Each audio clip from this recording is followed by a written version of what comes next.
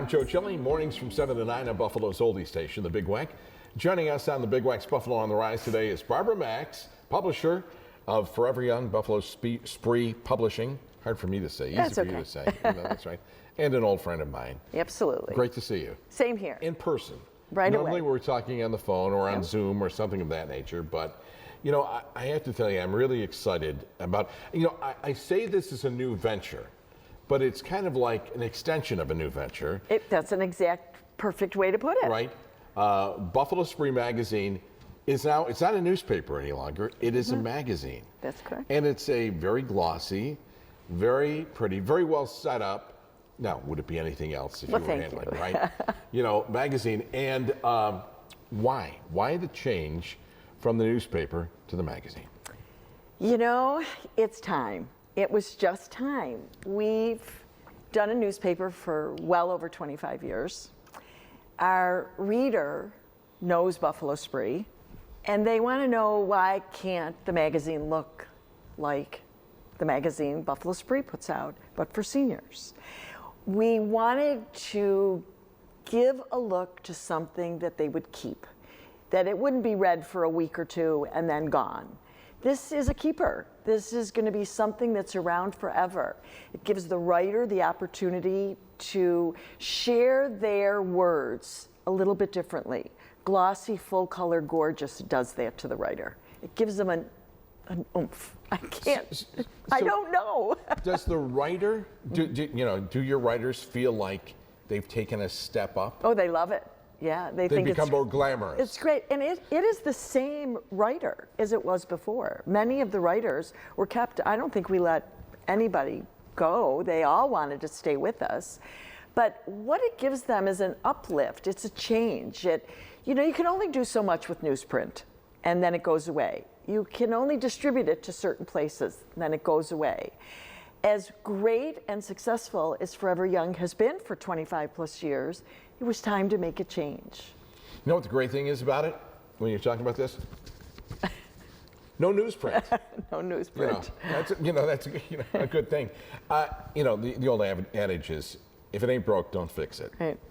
But I guess some people say, if it ain't broke, break it, right? And you kind of went by that adage? Well, we didn't break it. We took some of the same stories and upgraded them. We're sharing them a little differently. We're bringing in new specific sections, things that are just fun to look at. This is, see this corn husk? Mm-hmm. You know, it's a fun feature. People look at it and find out things about silly things going on in the community. It can be a person, it can be a place, it can be a thing.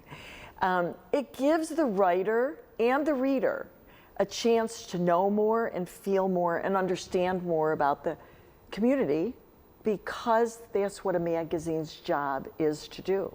So we're offering it in a different format. And you're doing it one kernel at a time? One kernel at a time.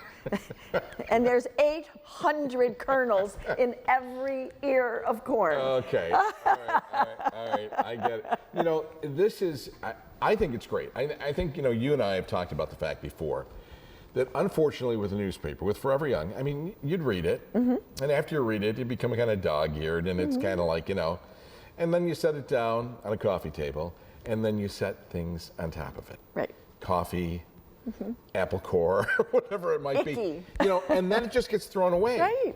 But something like this doesn't. No, because it looks, I think it's the fact that you put so much time into this, and it looks so beautiful that nobody wants to just cast it aside, right? Yeah. Remember last year and all the years prior, we did a book once a year. Right. And it was called Forever Young Directory. And it kind of the same, but not as gorgeous, not as complete of information, more of a directory than anything else. And people loved it. So the transition we made wasn't to get rid of Forever Young. It was to change Forever Young to be more sophisticated, to be more of the 2000s, to be 2025. As a reader, I'll look at this and I say, they're spending more money. They're making it glossier, they're making it bigger, which gives me the feeling that it's going to last long term.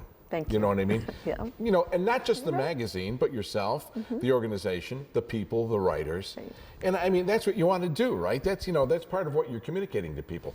Where do you get the magazine? It's distributed all over Western New York. Senior centers, doctor's offices, medical centers, libraries, senior facilities where people live. It's kind of snuck into a couple grocery stores. Not really sure how it got there, but who's asking? So it's going to places that people hang out. You know, you might go out in the morning for coffee and there's a group of men who are there and they're there every single day. They're the first ones to pick this up. You know, we print 20,000 of them, distribute them, and they're more than half gone already. Really? So, yeah. And this is the spring and summer version. Yes. So when is the next? October. October. And it will come out twice a year in 2025. And, you know, we might sneak in a third one in 2026. Always thinking ahead. Always. Very forward thinking. Thank you. I think that's great. Barbara Max, thank you so much You're welcome. for the magazine and for telling us all about it. For more information and answers to your questions, contact Forever Young by calling 716-783-9119 or go to foreveryoungwny.com.